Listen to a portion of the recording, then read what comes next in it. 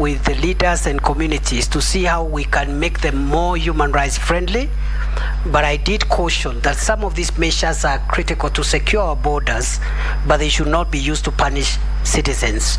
So increasingly, no person from any part of Kenya should feel being treated differently, and so I will be seeking the support and counsel from the leadership from these areas to see what can be improved without hurting critical aspects of national security.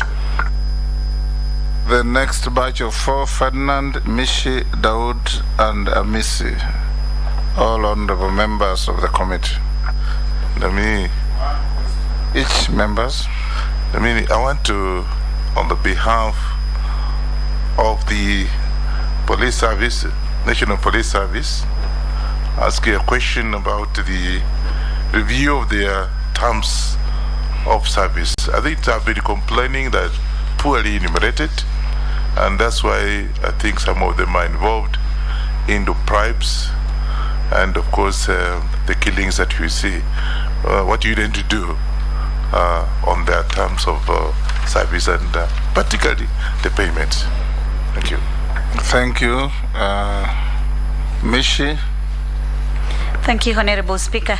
Honorable Speaker, first on a rider on Emase's questions, I would like to ask the nominee that how are you going to do to destroy the cartels and the syndicates in the police forces who collude with drug barons? And my question will be on the small arms.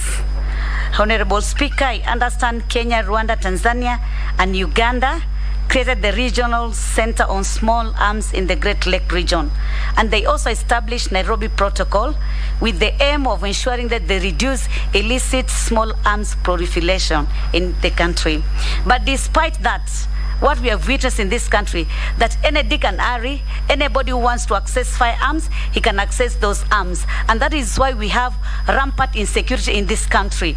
What measures are you going to put in place to ensure that only those people who are authorized and they seek permission from the relevant department in the ministry, in the relevant ministry, that they can access firearms so that we can reduce insecurity in this country? I thank you, Honorable Speaker.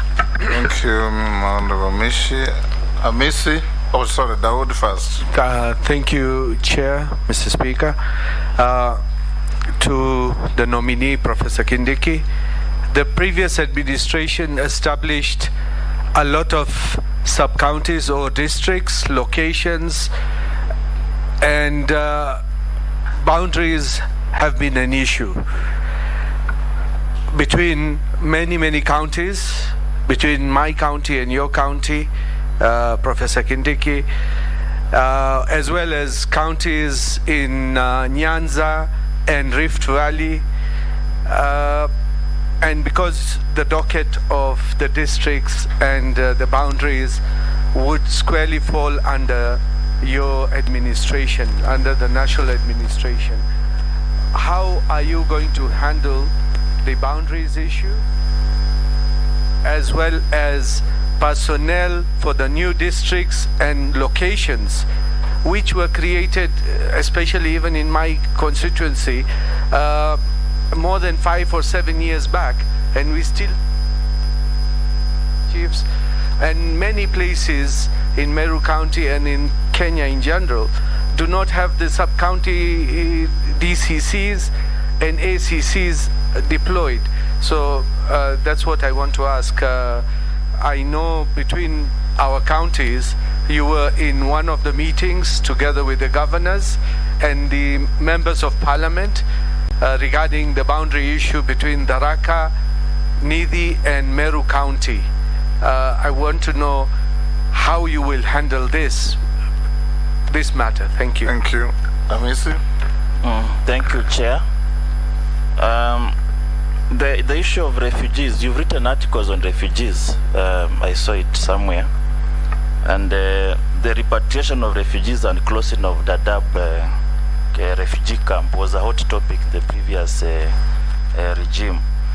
How are you going to handle it going forward? Are you going to revise the decision that was made before in regard to that? Influx of foreign nationals is also a big issue here in Kenya, where We are going towards regional blocks, East African Community expanding, African Free Trade, African Continental Free Trade area.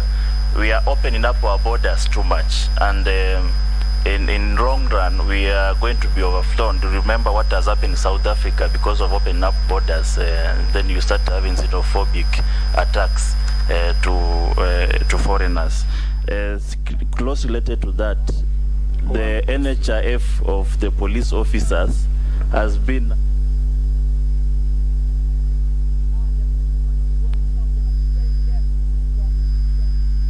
these ones, and from especially the prison officers who are always complaining, and they don't have trade unions to complain on their behalf. Another 4, you can answer those. Thank you, Chairman. The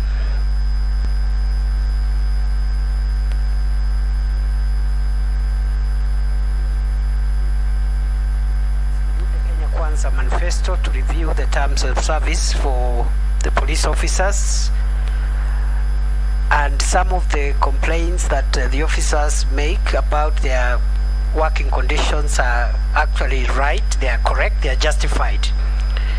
So we shall be looking at how to handle that within the resource constraints of the country and also within the independence and mandate of the Salaries and Remunerations Commission.